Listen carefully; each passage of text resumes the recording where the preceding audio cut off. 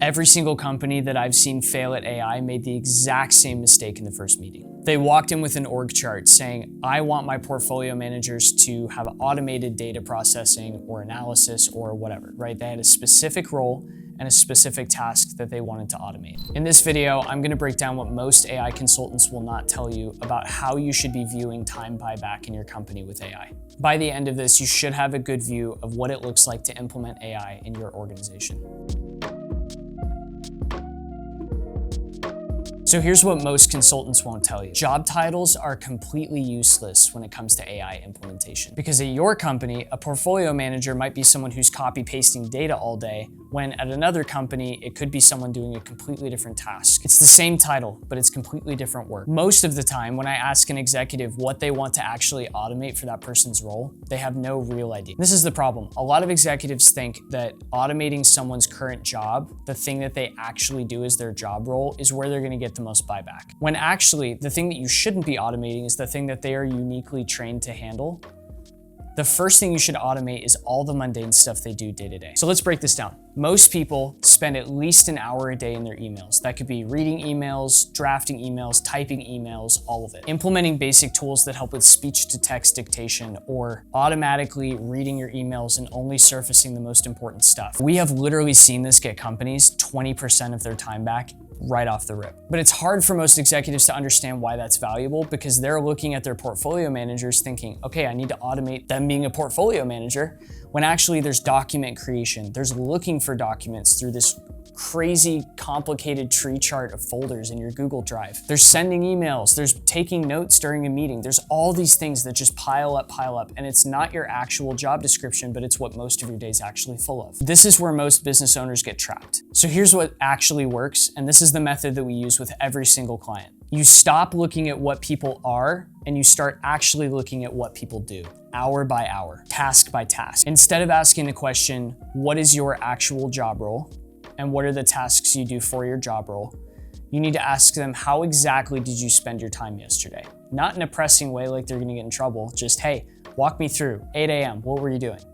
And you'll start to find out that they were emailing, and then they were trying to find that document that you sent them last week via Slack, and then they were checking Slack, and they had to go into Google Drive, and it's all this stuff before they sit down and have what they need to start working. You're gonna find out that a director level employee has been entering the same data into 4 different softwares for 3 hours of their day. And that's not a strategy, that's data entry wearing a nice title. You're gonna find a sales rep that's writing follow-up emails for 90 minutes a day that all basically say the exact same thing. You're gonna find an ops lead who's putting together reports that nobody reads until Friday when they're glancing it over in the first 5 minutes of your meeting. That's where the AI goes. Right there. You can build really complex AI systems that help with actual job role functions, but the biggest win and the way that executives need to view how to move the bottom line for their team and get that early adoption is just through this basic time buyback principle. So when you go about implementing AI in your business this way, 2 things are gonna happen. The first thing is that your ROI is immediate and measurable. If you implement the right systems to solve all of these problems, you can immediately attribute a couple hours a week per person being bought back, and that's easy to track from a bottom line perspective. You're gonna be able to go to your board and say, we were able to buy back this full-time equivalent amount of time, which equals X dollar amount, instead of, yeah, we signed up for a ChatGPT account, my team's using ChatGPT, which in most boardrooms is the only answer they're getting from the CEO. The second thing is your people don't freak out. They actually buy in because you're not trying to replace their job function first. You're just helping them become more efficient. There's been a lot of research recently showing that employees are the ones sabotaging AI adoption because they think their jobs are getting replaced. So it's very important that you go about things in a way where the employees are bought in. They want to get better at this stuff. They want to improve. They want your company to make more money. Then you can build custom solutions later. This whole blueprint is backwards from how most executives are thinking about AI. So even if you're a solopreneur and it's just you, look at where you're spending your time every day. Are you designing slide decks to pitch to investors? Or are you out meeting people doing the stuff that's actually gonna make your business money?